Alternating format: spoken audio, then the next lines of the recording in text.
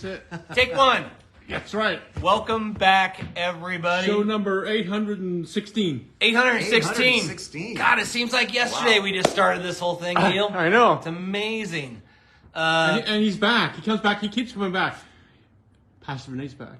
You know when he comes back? Because I give him socks, right? That's the only reason. I get one pair of socks every year. One pair of Open the drawer, you're like, yes. I did a bad thing. I gave him to him already. Okay. It was early. I'm surprised he didn't say, I gotta go home. That's true. What What am I even doing here? I'm done. You gotta wait till the end of the show, Neil. Jesus. Okay, he's gone. Sorry, everybody. I'm gonna start off. We got lots to talk about, but I want to. You talk this. Got the socks. I love these. Are my favorite See, socks. I'm endorsing a product now. I wanted that still on the table because you talked about it a couple weeks ago about Pastor Rene coming on the show, and since you're an ordained minister, yes, I am. It's time. It's time. The competition's. It's time. It's going to be an arm wrestle. No, there's going to be Marriott. There's going to be. We're going to order minister versus. We're going to get a couple. We have to find a couple that will have us. Let us do a marry-off. So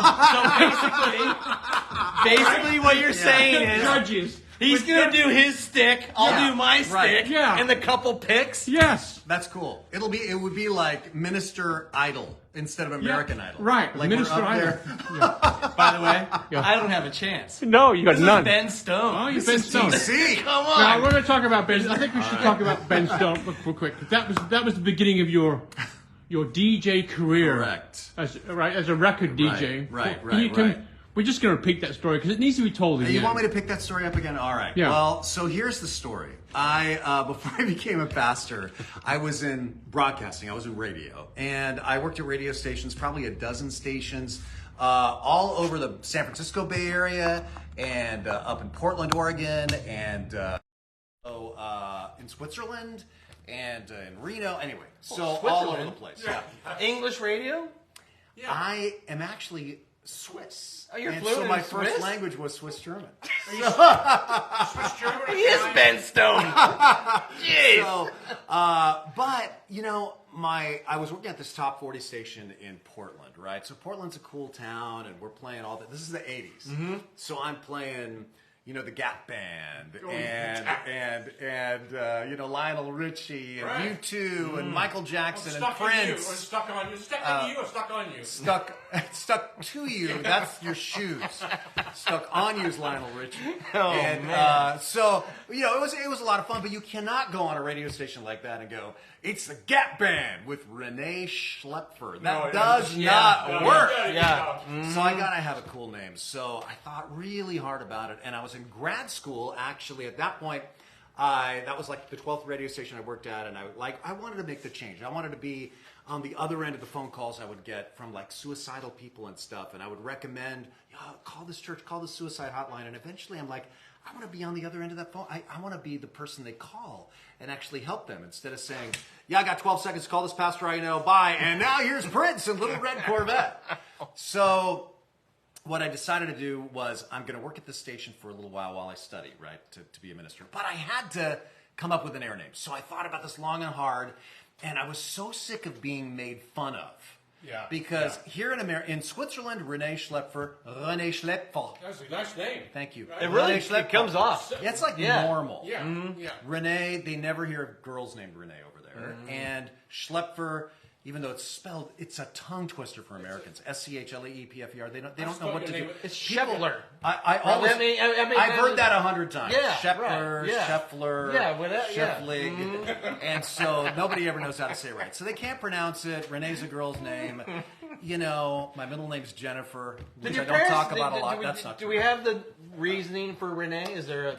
No, they just liked it, and so I'm like, I can't stand this name anymore. It's brought me nothing but trouble, and so I got to change my name anyway for the radio station.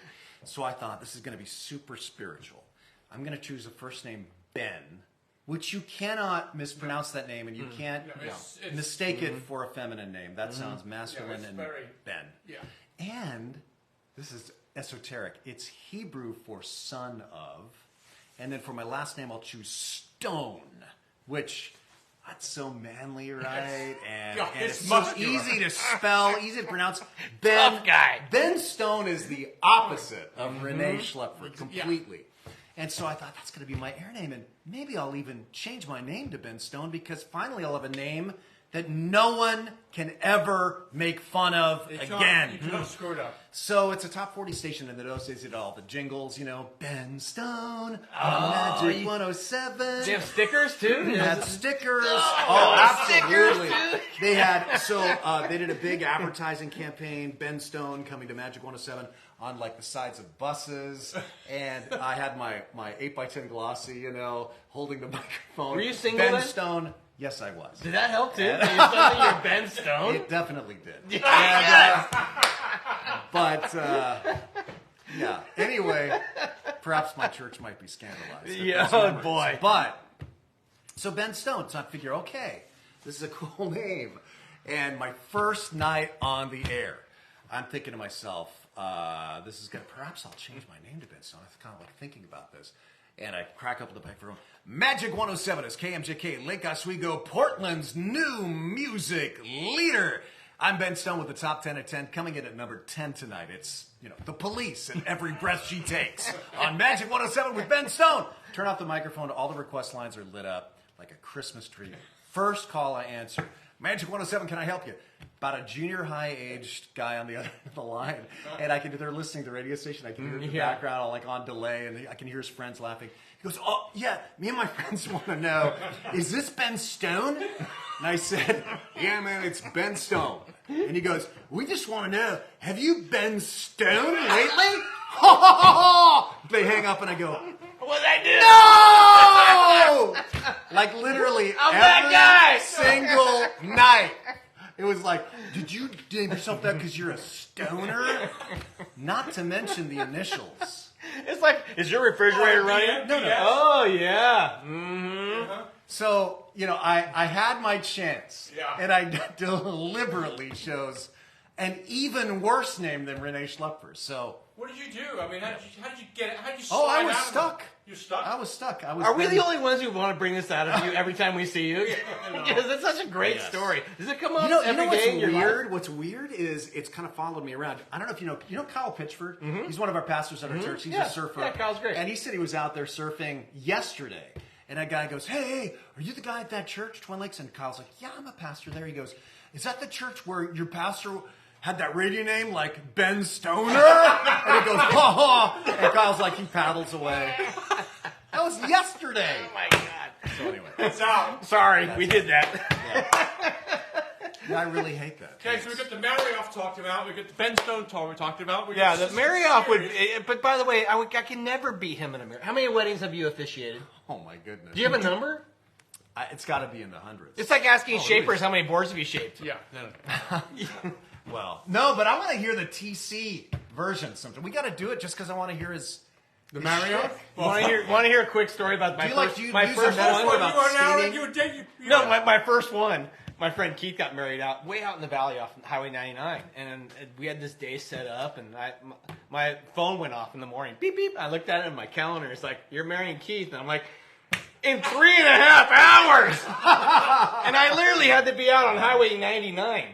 And I had a suit and a bag for my daughter's wedding that I hadn't looked at in like years, and I just grabbed it on the way out there. My wife's like, we're like talking about what I was gonna say. We showed up, they're like, we're ready. I'm like, great, my first wedding. Wow. And I rolled out. And did you there. have anything prepared? Nothing, but I just ad-libbed it and told a couple stories and made some metaphors, and I was like, we got it. And then I went dancing, had a couple drinks. It was awesome. It was a great wedding. No, I literally was like dancing with the bride that night. But does that happen with you? You dance? When it's my daughter. Yeah. But after you officiate, can you be a part of it? Unfortunately, we have Saturday night services, so a lot of times I got to leave. You got to slip out. But I want to know, did you use like a skating analogy? No, because what I did was through this. This was a racing. Okay. So right. the Keith, who I know from the racetrack, so it was actually a kind of a race vibe. Okay. I think I did use some race. Yeah, you got to do it. Figures in That's there. good. Yeah, that's good. Yeah, oh, that's one of the things. Yeah. So how many have you done since then? I have done. He hasn't been off back. Well, yeah. So, no thank you from them. That's because there's a card or something. I've done 3. That's cool. Yeah, where That's you awesome. don't know how many. Hey, everybody. TC can do your wedding. So that's why I think Neil. I think that's why. Okay, let me say, ladies and gentlemen, if you're thinking about getting married, take the guy on the left. Yeah, Ben Stone. Let's talk about Maui. Yeah. Start off the bat right here. Yeah, what are you doing over there? You were over there, right? Right. So we all know that a month ago, Lahaina experienced this horrible natural disaster. And it's interesting because what I heard was, in terms of loss of life, it was the worst natural disaster, or at least the worst wildfire disaster, in the last 100 years in That's America. incredible. So far, confirmed deaths, it's well over 100. Yeah. And many of the bodies will never be identified because they were just incinerated and There's still so it was missing. very intense. Over 300. No, the missing is down to 66. Is it now? Okay, good. Okay. So the last count I heard, and I could be off on this, last count I heard was 115 confirmed dead, 66 still missing. You know, a lot of the people right after the fires, they just split. Right. And they went to friends' houses, they went to one of the other islands, they came to the mainland. And so it took them a long time to get a tally on where everybody was. But there's still 66, the last I heard, that are missing. But, you know, it's a small island, Maui. And many of you have probably been there. Lahaina's a small town. 2.5 years. You lived there. Neil lived there for 2.5 years. So to imagine it was similar to the CZU fires that we went through 3 years ago here in terms of its impact. But the CZU fires actually had a much greater area. They were 75 square miles of our county got burned to the ground in the CZU fires, which is huge for a county our size. A third of our county was evacuated. Now the Maui fires, they were relatively small. It was only about 4 square miles. The problem was it was all of Lahaina, basically. Right. And it was the speed of the flames. Speed, it was less than a day and it was over, but it was all destroyed. By the time, I have some friends, Don Miller, who's the opinion editor of the Santa Cruz Sentinel, he and his wife Yolanda lived there half the time. They just live a few miles, like 2 or 3 miles north of Lahaina. By the time they knew it was happening, it was already over. Right. Because they lost power, they lost cell signal, so it was that fast. Yeah. But imagine, we're filming this here in the boardroom at the end of 41st. So I landed, I went right to the site with my friend who's a pastor over there at a church, and we went around Lahaina. Imagine seeing, we didn't get to go, of course, past the security zone, but got to see a lot of it. Imagine all of Capitola Village and like at least a third of 41st Avenue and all the neighborhoods around that just leveled. Torched. And there's a few homes and buildings here and there, weirdly, that are still standing. So in other words, it's a densely populated area, and so many people lost loved ones, and so many people know people. Like everybody knows someone who lost someone. Absolutely. But think of all the businesses. All of those businesses, if you've been to Lahaina on Front Street, there's all those places there. They're all just gone. Almost all the of them. Jobs. You know, Think of all the jobs. I mean, the cars. Now, here's the big thing. Now, so there's starting to be government aid available to people who got injured. I had friends who lost business income. But you have to prove that you lived in Lahaina. Right. All of their documents are burned. Right. You can't prove People just took off. Wow. Everything got incinerated, and so nobody's able to prove. A lot of people just left their wallets, their driver's license. I'm sure their cell phones, laptops, everything got left behind. You ran for your life. So what did Twinings have to do? Yeah, so for several years now, we've had kind of a sister church relationship with a church called Hope Chapel, and that's in Kihei, which is about 20 miles south of Lahaina. But they have all kinds of sister churches up there in Lahaina as well. And so we've been doing all kinds of stuff with them, all kinds of ministries over there. So when this happened, I called them right up. My buddy Ben it's very similar to Twin Lakes. It is a very healthy, awesome church. They do so much for the community over there. Very positive, very Hawaii positive. Like it's like here, like most of their pastoral staff surfs. It's just such a cool, there's so many connections. But so I call up my friend Ben, what's going on? We started sending money from our relief fund. We have a regular fund. It's at tlc.org/relief if anybody's interested. But we keep a fund so that we can help with disasters if we have connections. Like the last disaster we helped with was after the big earthquake in Turkey and Syria. So some aid was getting through to Turkey, but Syria is so dicey right now because of the war. It was difficult for any aid agencies to get in there. But we happened to know a church there on the ground. So we were able to send aid to the church. And it got there? And it got, oh yeah, they were out there just giving people sleeping bags and all kinds of stuff because they were literally right there in the earthquake zone. So similar to this, initially it was very difficult for people to get in, even to get into, because so all the roads north of Lahaina, they were closed. So the people who lived up there north, the Kaanapali and north, they couldn't even get food, gas for their cars, nothing. And people tried to go in and help. Like, I have a friend who knows a surfer who lives over there, and he had a truck full of stuff for the people who lived north of Lahaina. He couldn't get past the police lines. It was so frustrating. He tried to boat it in. They couldn't. They wouldn't let him. But the thing is, Hope Chapel is known. They're known by the sheriff's office. They're known by the police. They're known by all the businesses. So when they showed up with a truck, so they had a truck full of stuff like insulin for people who had, think about that. Yeah. People who have diabetes that are north of Lahaina, they need their insulin. Right. So Hope, calls up the hospital. The hospital's like, we know Hope Chapel. They're great. We're going to give you a bunch of insulin.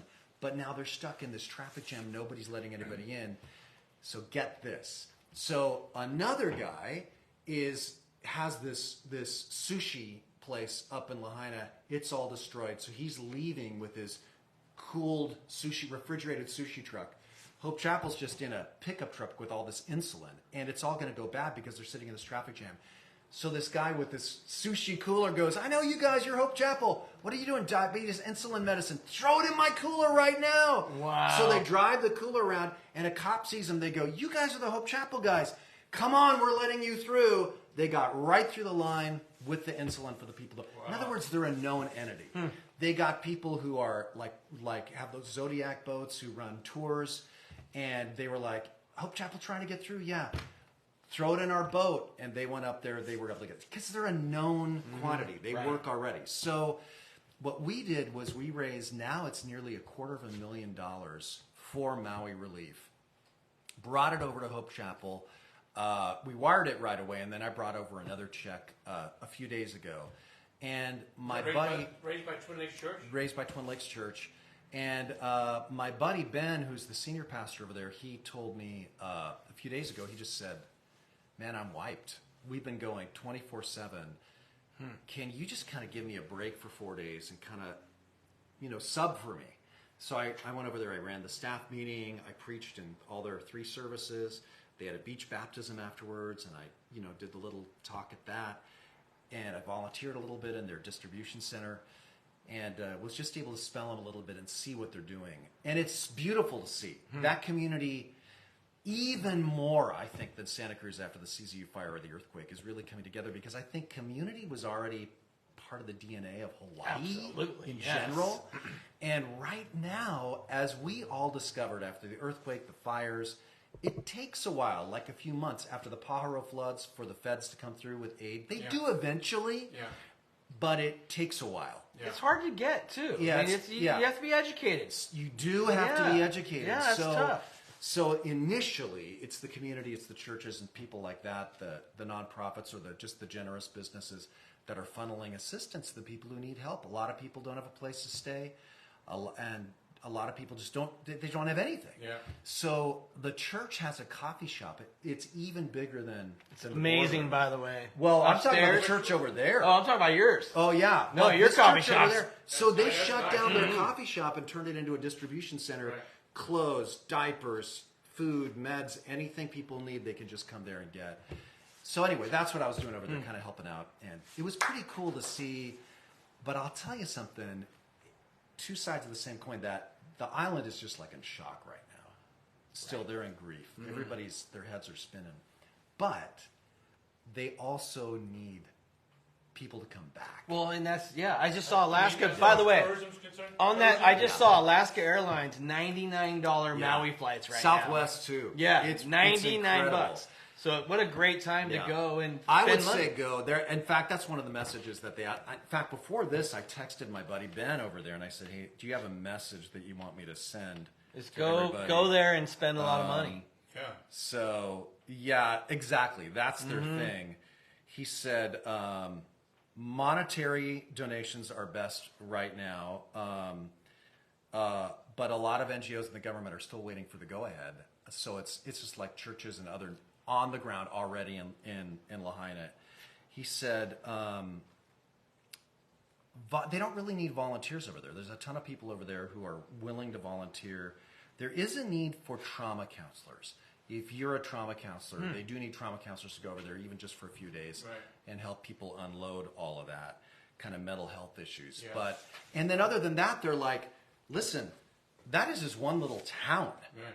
And the north of that town is also shut down right now. But the whole south side, Wailea and everything, the whole north side, Paia, Hana, all of that is wide open.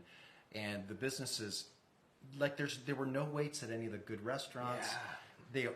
They're being hammered. So I would say it's actually not selfish to go to Maui right now. Right. You actually are truly helping the people.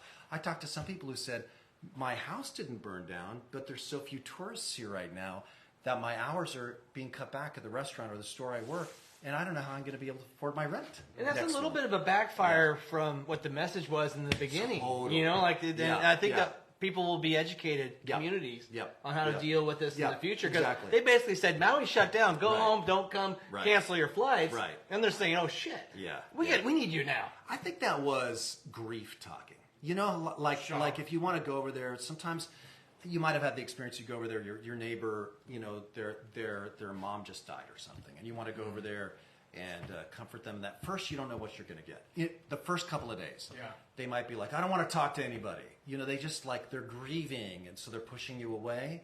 But within a week, they're like, dude, man, sorry, I was just, you know. And it was a housing thing too. Yeah, originally, I think that's the whole island's going through that. At first, they were like, "Oh, they didn't. We need beds." But now they need people to come over there. Well, what a great story! How have you? I mean, I'm sure you're communicating with, the members of your church and your staff. Are they all filled in since you've been back on? What happened? I've been doing these little daily reports, on YouTube and stuff like that for the church, and then actually I was back by last Sunday morning. So I was able to share all this with the church too. So, wow, cool. But it's cool to see what's happening. But keep them in your prayers and thoughts, and they'll get through it. But this is going to be a major part of Hawaiian history. Mm-hmm. This is a disaster unlike anything that paradise like that has ever seen before. It's the biggest in history of 100 years. 100 years. Mention real quick about Dave Nelson giving away soap. Well, last week we had Nelly on the show. Yeah. And he's what's he doing? Well, he has a friend in Maui who's trying to collect some surfboards and fishing gear for people who've lost stuff, boogie boards, cool. and they have a shipping somebody who's covering the shipping in the container. And I talked to him tonight. He has 70 surfboards at his house and a bunch of fishing poles. I talked to a guy from State Parks today. They're donating 15 boards, dropping off here tomorrow. That's cool. That they have been left behind by people, and they're trying to figure out somewhere to donate them. Right. And then you get the Bay Photo. Yeah, Larry from Bay Photo. He called today and says, "I want to donate 100 skateboards." That's cool. Because I'm sure they all got left behind too, right? Yeah. So Bay Photo and Larry, thank you for that amazing gesture because we're gonna throw 100 skateboards in that container too, right. And the connection, like you said, between Santa Cruz and Maui is so deep. Yeah. It's huge. gigantic, Yeah. One of my biggest mentors in my life lost his house and his art, Charlie Lyon, originally from Santa Cruz, and he's an artist in Lahaina, and he's an artist, and his studio was in his property, and he lost everything. So yeah. One of the things that they're saying, if you want to donate, is please don't donate used clothes because the shelters have to just throw those away. Yeah.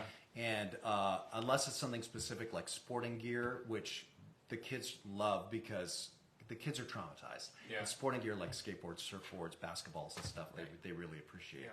But I know that the places over there that are helping also really appreciate that monetary donation because that way they can, they're keeping constant inventory. Right. We're running low on this or that. What do people need? Water. Water. Yeah. Oh yeah, You know, absolutely. They have just huge crates of water that they're giving out. Yeah, it's pretty intense over there. But I mean, how many times do you get the refreshed message now that one of the ways you can really help people with disaster is to vacation on Maui? Are there other churches? Did you see? Are there other people like yourself? Oh doing yeah. this? So you did you see those guys or communicate with any of them? Yeah. In fact, Hope Chapel told me that over 50 churches on the mainland have donated to their relief fund.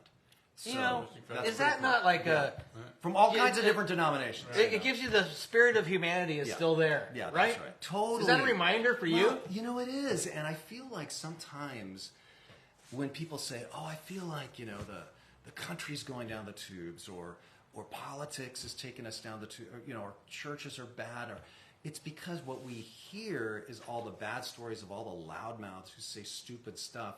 But I feel like at the grassroots level, there's still 50 churches that most of them didn't even know Hope Chapel.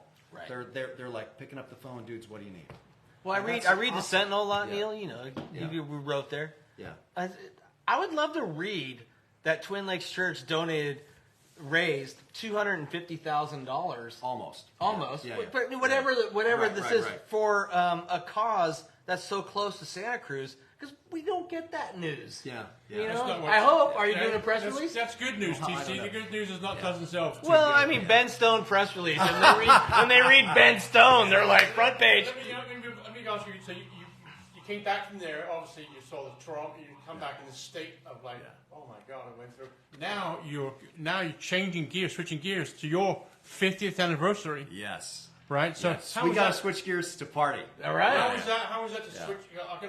Did you feel like having a party? Is it maybe not right time for it right now? Well, it was a little bit of a gear shift, but also it's a celebration because what we're doing this weekend is we're having this big party. It's our 50th anniversary on our property in Aptos. The church started in 1890 down at the harbor, basically. Right. But now we're there in Aptos for 50 years, and I've been there for 30 of them. But we're celebrating because, first of all, I just think, life's full of hard stuff, but it's also full of good stuff. And the way to get through the hard stuff is make sure you celebrate the good stuff. And it hasn't all been good during those 50 years, so you see how you've come through it, how God has brought you through it. And I think that's important because people are feeling uncertain about the future right now, and nobody can see the future, right? You can't see your own future, but you can see your past with crystal clarity. And when you look back at your past with honesty, you look back and you go, you know what? Through that trauma, I actually got better, and I survived that. And when you look back and you see how you've gotten better, how God has brought you through those things, in my opinion, it gives you confidence to go ahead. And that's why partying and celebrating 50th anniversary on a campus, or when a couple celebrates, their golden wedding anniversary, or a store celebrates 10 years or whatever, those things are, I think, psychologically important. Don't you think so? Yeah. Well, no, it's definitely a feather in the cap to survive in today's world, in my opinion. Yeah. Because well, first off, congratulations, 30 years. Yeah. By the way, 18 years old? He's like, I'm going to run a church. Thanks. Yeah. Jeez. Well done. But no, it's congratulations. Also, Santa Cruz Skateboard's 50 years. Really? Yeah. That's next weekend is their celebration. 50 years. Yeah. They started right where we're standing. No kidding. Yeah, 1973 in this building. That is so cool. Yeah. So congratulations, because you're in good company. 1973, man, the world was a different place back then. Yeah. I want to congratulate you also on the success of Twin Lakes. We talked about the coffee shop and the expansions and the expansion with the schools that you've been able to do. Thanks. It's all through. Yeah, your kids went to the school. Both my kids went, and yours did too. Right? Both our kids went to Twin Lakes. Yeah. Curly, that's right. And it hasn't changed a bit. No, he hasn't changed. It hasn't aged a day. I think he's a vampire. No, there's something up with that guy. He's juiced. Yeah, hasn't aged a day. But it takes leadership. It's still thriving, and congrats to your leadership. What's the secret? How do you? I mean, you basically have this huge flock, you know. Let me just add to that real Yeah. quick. We talked to add to what you just said is that when you look at the newspapers or the news on TV, you see that people attending church is around the country is less and less and less. Mm-hmm. Where's religion going? But you're saying you said to me out there where well, you guys are growing. We're definitely growing, and what's surprising me, and actually it's not just us, I want to be clear to state, there's some great churches in Santa Cruz, and a lot of the guys I know, in fact, I'm having breakfast with probably 30 men and women who are pastors from all kinds of different churches around here tomorrow morning. We have breakfast together every month. It's not like these churches are in competition, you know, right. And but like a lot of them are saying what we're seeing at Twin Lakes, and we're all like head scratching, like what's going on? We're seeing more young families come in, like people in their early 30s with little kids than I think I've seen in 30 years. There's like a flood of these people looking for leadership in today's world. Yeah, and I think maybe, I mean, I'm psychologizing here, guessing, but maybe it's because during COVID and everything, when people had to or were encouraged to socially isolate, people went, wow, you know, I miss hanging out with people.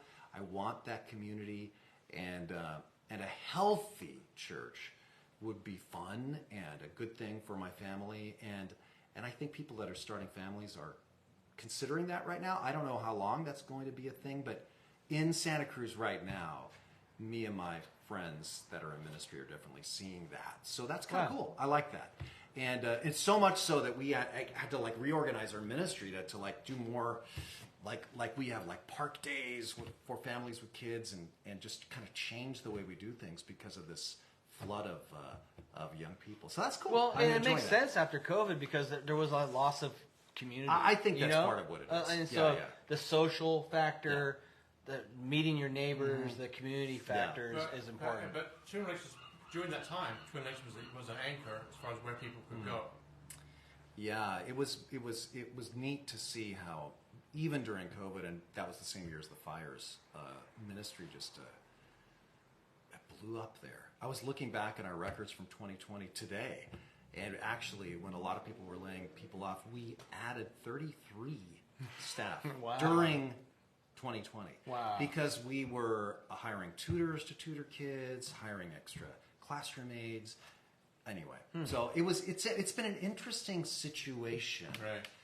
But I'm enjoying. It's been a great 50 years. And congrats. To answer to your question, honestly, I think it's I appreciate your kind words about the leadership, but I was looking back at something so I've been there 30 years. The guy who was there before me was there 50 years. So in 80 years, they've had 2 senior pastors. Wow. But the guy who was there before me, Roy Kraft, I found something he wrote. He said, people do not want to hear politics from me. They do not want to hear culture war things from me. They want to hear love. They want to hear that they're loved by us, that God loves them, and as long as I'm loving them, feeding them, that's what this place is going to be all about. And I didn't even know he said that until today, and I look back and I thought, that vibe, that DNA was such a part of this church. It's still like that, I think. We don't talk about politics. We don't talk about those divisive issues. It's about loving our neighbor and loving God, honestly. Well, and almost that's an escape from what is day to day. Exactly. Too. Yeah. Who needs to hear what they hear on every news channel? Yeah. You I want to hear good something news. different. Yeah. Yeah. I wonder how different it was for him than it is for you in his term as chief. Yeah. Well, I'm sure it felt similar. I mean, you think about it, 1973. Right. I mean, you had Watergate going on. You had all the protests over the Vietnam War, which ended at the end of that year. So I think there was a lot of similar stuff going on back then, you know. But TC, I don't think we've done this with him yet. The senior... Seasoned. The seasoned. He's not senior. He's seasoned. Seasoned Okay, guest. so this question's for Ben Stone. Okay. Yeah, all it's right. a Ben Stone question. All right. So I'm switching. So you're off the clock. I'm back to playing Prince. Okay. All right. So Ben Stone. Yeah. Your best decade, and there'll be a follow-up question. Okay. Your Like in best, my life or in your ever life, in history? In your life. Okay. The best decade, Okay. and why? I mean, listen, probably everybody says this, but my knee-jerk response is the 2010s right now, or the 2020s right now, because, it's one word, grandkids. Oh. I got 5 grandkids that are 7 to 1. 2 1-year-olds, a 2-year-old, a 4-year-old, a 7-year-old. Yeah. I am all about the grandbabies right now. It's like the best thing that's ever happened to me in my life. Okay, I got 2 follow-up questions. One is, what's your grandpa name? Okay, so it depends on the kid, but I was just with Emmett yesterday. It's Pop-Ups. Pop-Ups. Pop-Ups. And what's, you have more than one? Well, the 7-year-old, it's Grandpa, but Okay. the little ones, it's Pop-Ups. Pop-Ups. Yeah, yeah. That might stick. You never Pop-ups. know. You don't know. I like Pop-Ups. Yeah, that's good. Yeah, I like that too. Yeah. It's like Ben. It's easy. It's like slap. You're gonna call him Pop-Ups. from now on. Pop-Ups. That's Ben Stone, his grandpa name. Emmett's the 2-year-old. I told him yesterday, just don't call me Ben Stone. Okay, and we'll go back to this one, and this could be, again, family related, but right. the best day. Is there a day that really shines? Oh, man, that's a hard one. The best day. I think I might know the answer. To this. You might know the answer? I know the answer. I think because of social media and stuff like that, and you preaching. I think it was your first grandkid when you had the first grandkid. I was pretty The over first the one. moon. I was pretty over the moon. Like every conversation. I'm a grandpa. I get it. I know. So how many? I have one, and I have one coming next month. How old's your? 4 years old. He's amazing. Oh, that's Yeah. so. What's his name? Barrick. He's great. Barrick James. Barrick James. Yeah. That sounds like a clothier. That's awesome. Yeah. Do you have grandkids now? No, Not yet. He's All open. right. All right. Yeah. I say Quinn, if you're watching, get busy, bro. Yeah. So So, yeah. Anyway, is we're that- old guys, can we- but I love it. Can we call it the day you became a grandpa? Let's call it that. Okay, Yeah, we'll let's take call it. it that. All Yeah, right. yeah, all I right. love it. Sidebar. Can I do a sidebar? Yeah, sidebar. Okay. So TC and I think about our best shows and our worst shows. Okay. Right. We think about it and we laugh about it. Do you remember your best sermon? Where, like this, that was that The went rock like star? this, boom. Rock that was star like, night? Yeah, Man. Freddie Mercury night where each Mic drop? mic drop. I'm out of here. Unbelievable sermon. Standing ovation. That's right. Encore. They had to get on the PA system. Rene Schlaepfer has left the building. Please go home. No, I'll tell you what it was. It was, I don't know, have I ever told you this story? So it was the first year that I ever did church in a casino. Have I told you that story? So I'm before I come here, I'm a young guy, I'm pastoring up at South Lake Tahoe. And the church is growing, but it's a tiny little church. It's not even the size of the boardroom. And we're packing people in. We're like at 3 services. What are we going to do for Easter? So I write Harvey's Casino, and I say, listen, you got a giant convention center. Can we do church? And then I'm thinking, they're not going to want to. It's Easter weekend. Is there a buffet? I know. They're not going to want to do that, have church people go in. So I said, forget it. I thought, So a guy walks up to me after church one day.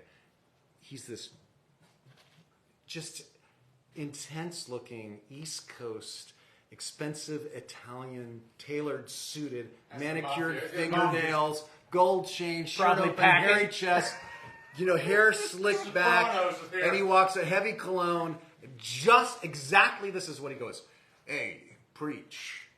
And he goes like this. He goes, my name's Pasquale Penna. That was his name, Pasquale Penna. My name's Pasquale Penna. And he goes, I just want you to know, this church has changed my life. And I said, oh, that's right. He goes, yeah, accepted Jesus and everything's changed. You know what I mean? And I said, You got witness protection? sure. And he says, do you know what I mean? Just like this, really in my face. I said, yeah. He goes, by the way, and just, you know how these guys are. He goes, kind of massaging my shoulder. You're my buddy. By the way, I want you to know, I got your letter. And I thought he was talking about the letter that I sent to new visitors. And I go, oh, thank you. Well, we are. Welcome lunch is coming up next weekend. I feel like such a dweeb with this guy. Because You got the map yeah. there, He goes, I'm talking about the letter you sent to Harvey's Convention Center. He goes, I'm the proprietor of said facility. Just like this. And I go, he was like in charge of the whole place. And I go, the convention center, and I go, listen, I'm so sorry. I know that's impossible. It's a big holiday weekend. He goes, hey, don't worry about it. I got you covered. You're gonna have And church. I said, well, it's probably some of the people at church wouldn't want to come to a casino. Actually, I was thinking about that. Pasquale goes, I said, don't worry about it. And I said, I don't know if we can afford the rent. He goes, I said. he goes, I'll comp you.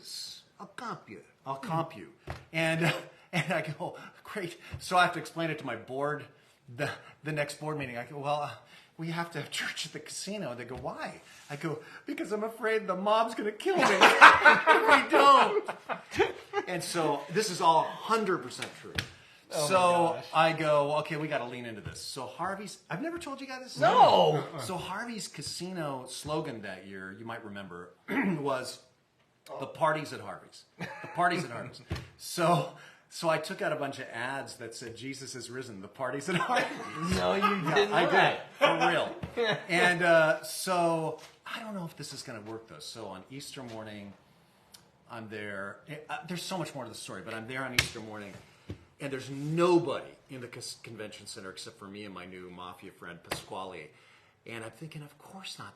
These conservative church people don't want to walk through all this den of iniquity, all the gambling, to get into this casino. Oh, and Harvey's, because it's Easter, I kid you not. I wish I was making this up, but Harvey's had hired a couple of Playboy bunnies because they're bunnies. They're Easter bunnies. And so they're on the arms of this super tall magician that did all these tricks. These were he was the magician from their cabaret magic show. So they're strolling around dressed like, Playboy bunnies, handing out candy to the people playing the slot machines and the roulette wheels and stuff like that. And then, so all of our church people are coming in, like with their Bibles, and the Playboy bunnies are coming up. Would you like some jelly beans? Like this. And they're the watching guy, this out. and the husband's like, yes. don't look. Yeah, the wife's going, Don't look. I'm looking. So I'm watching this going, this is just going to go down as an epic fail, a miscalculation of epic Oh proportions. my gosh. But Pasquale had gone into all 1,200 or whatever rooms up there, and he put a little tent. Easter services, 11 a.m. down at the convention center.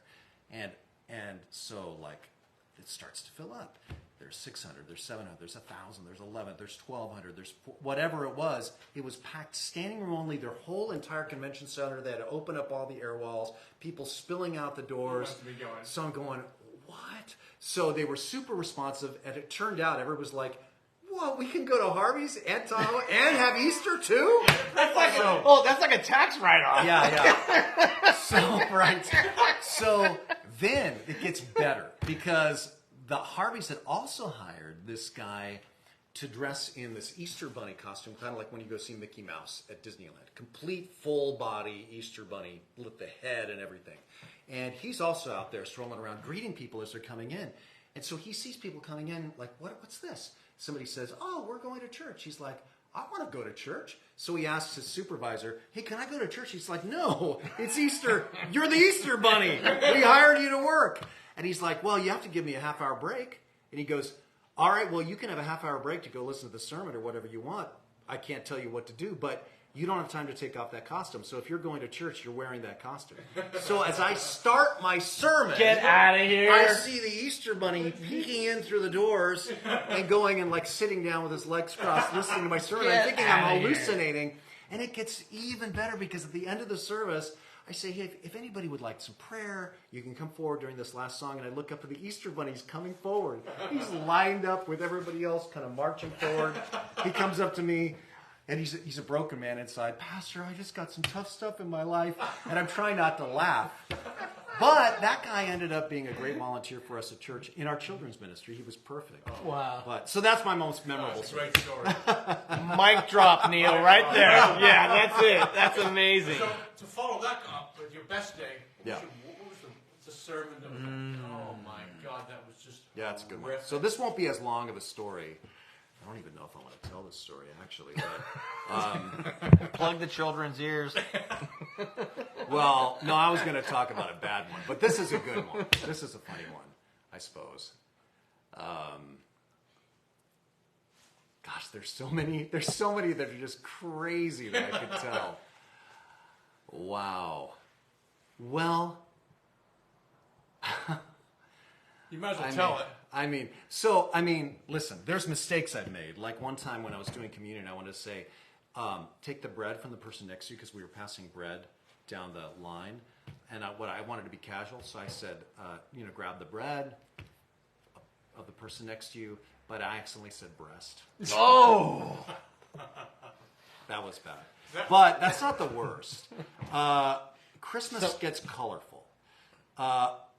There was a guy that came up that was just a normal-looking guy, and he came up to me before Christmas and said, Pastor, I want to ask you a question. I said, yeah, what? He goes, I really need to actually get up and preach instead of you, because I want to tell everybody that all women are demons. And he starts going out there.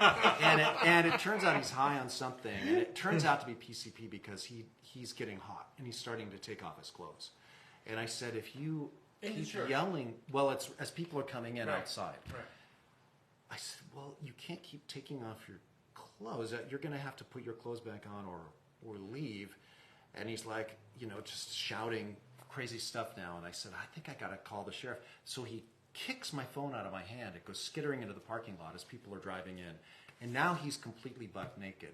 And now we both look at each other, and he's going for my phone, which is across the parking lot. So I'm running for my phone, and he's running. He's super fast because he's high on angel dust, and he's kicking my phone all over the parking lot, completely buck naked. And I'm chasing him around trying to get to my phone. And 1,000 people are coming in for the Christmas Eve services, and they're watching me chasing a naked guy around the park. And were the police involved? Eventually, the sheriffs come, and the guy takes off when he sees them, and he leaps the fence around Cabrillo College, and he jumps into the pool. That's how they knew it was probably angel dust, because that's something people do. And they got him, and But that was a colorful one. That wasn't a sermon, but that was an interesting. Well, I guess you just never know. What you never know. Mm-hmm. Your doors are open. 1,000 stories. That's basically what you offer, right? Well, yeah, you have an open door. I mean, one great. I never saw that guy again. I wish I did, because he's welcome. But in another service, another Christmas service, a woman stands up and starts cussing me out in a sermon, just f-bombing. Right in the middle of the whole screaming at the top of her lungs. And how many people? 700 or how many are in there? You can seat about 1,500 people in there. Yeah. So it's big. And she's just screaming. And so some people kind of escort her out, but she's like, screaming. And I'm like, what's... And so there was a song, and so I went out to the hallway, and ma'am, what's wrong? Swearing and cussing. And her daughter's so embarrassed. I'm so sorry. And I don't know, what I should have, probably the old Ben Stone would have just been ticked off. You need to control yourself. But I like to think God calmed me down, and the Holy Spirit just said, listen, you got to be nice to her. So I looked at her and her daughter. I said, listen, I want you to know you are welcome here anytime. And probably there's this big story behind this. So, you know what? Next week can come back, and I'd love to meet you and talk more about this. Well, the daughter's crying. The woman's screaming. Well, so they come back about a month later, and the daughter tells me, Mom, is a drinker, but what's worse is she just lost her husband. And it happened 2 days before. She's mad at God, and I'm so embarrassed. I said, don't be embarrassed, man. We all go through stuff like that. Well, now her daughter's on staff of the church, and I see her mom every single week. She's cleaned up, totally happy. It's awesome. Yeah. So, yeah, that's good stuff. To me, that is like what church is. Yeah. Is right there. It's just real life. Right, yeah. You're involved with Second Harvest Food Bank. Yeah, so are you. Well, right? And I know that that's a big part of your fundraising efforts. Yeah. We talked about Maui. Yeah. Give me her name, the lady. So now Erica Padilla-Chavez is the new CEO of Second Harvest. Good, that's awesome. Yeah, she's been on the show. Yeah, cool. She's amazing. Awesome. Yeah, she's fun. Yeah, she's super fun. She said, yeah. I'm going to forget this. She goes, I'm going to become the next president. She goes, I will be president of the United States. I love that. She's spicy. I love when she said how she drove in the Volkswagen there with her mom. Her mom volunteered there. Yeah. This is the right person to run that boat. Absolutely.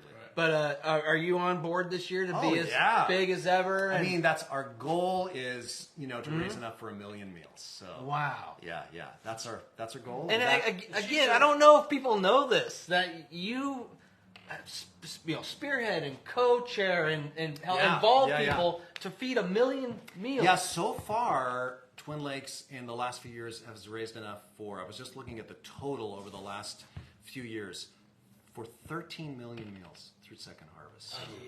It's and it's not. That's not me. No, it's I the know. whole community. It's a big deal. Yeah. I'm so proud of them. I really am. We'll give you 1.5% credit. Okay, I don't even deserve that much. I really don't. But to help organize that campaign is amazing. It's become part of the DNA of the church. I feel like the food drive is part of the DNA of our community right now. Like it seems like everybody gets into it, and it's such a blue chip charity. If you've never been down to Second Harvest, you got to check it out. It's literally a food bank. Yeah. That's not a metaphor. No. It's these gigantic warehouses full of food. Yeah. And a lot of fresh veggies that they get from local growers, fresh fruit, fresh lettuce, and all kinds of good stuff. And and they distribute it through this network of I don't know how many, over 100 food banks, churches, pantries, and they get it out every day. Their trucks are going out distributing food. 100,000 a week, wasn't it? She said probably. It's an incredible, incredible number. Right. And we do it every Wednesday, by the way. If you want to come by, every Wednesday afternoon we distribute free groceries. Some of it's donated by the church, and the fresh produce donated by Second Harvest. Yep. And now we're doing it as a drive-through. We started that during COVID, so people can come through and get their groceries, no questions asked. Which is great because for a lot of people that's a little bit more anonymous. And when you're struggling, it's you don't want to. You're not proud, so it's nice to have that to keep it kind of anonymous and some people don't want to be anonymous and they park their cars and they get which out. Which is great. Hey, what's going on? And they're the ones who eventually volunteer and become involved. Totally. Yeah. And some people though, you're right. There's a little bit of pride and it's like. And I think people are self-conscious sometimes because you'll see some really sweet cars coming through. And they're like, I'm driving a Beamer, but I don't have enough money to pay the rent. The car culture makes you do that. Yeah, and that's totally cool. No judgment. Just come on by, and there's lots of places. There's multiple places all throughout the week here in Santa Cruz County where you can get free food. You can get from tlc.org. Yeah. Right? Yeah. That's right. On Facebook, that's right. Twin Lakes Church, on Instagram. Yep, that's right. Scheduling of when you're up there doing your magic. All kinds of stuff. Well, the services are Saturday night at 6 and Sunday mornings at 9 and 11. So Costco already has Christmas trees and lights up. They sure do. I think Costco already has, St. Patrick's Day stuff. Have you started as well? Are you ready for Christmas? No, we're thinking about Christmas, but we are our attention is pretty focused on. Hey, good point. Yeah, they are way ahead of schedule. They're way ahead. Yeah, no, it's insane. Yeah. It's not even Halloween. Yeah, I mean that's amazing. Well, I just want to congratulate you for your efforts to make our community better. Thanks. You guys too. You guys both really both of you do. We just talk to people like you who are actually doing it. You are doing it too. You guys are both so involved in the community. You make this a community. Well, thank you for that. I appreciate that. Yeah. Thanks. Thanks, Ben. What you've done for Maui, amazing. What you're doing for Second Harvest Food Bank, amazing. What you're doing for our community is amazing. It's tlc.org, is that what it is? tlc.org. Okay, yep. tlc.org. Yeah. Neil? I think it's benstone.org. Ben Stone. Can we give a proclamation?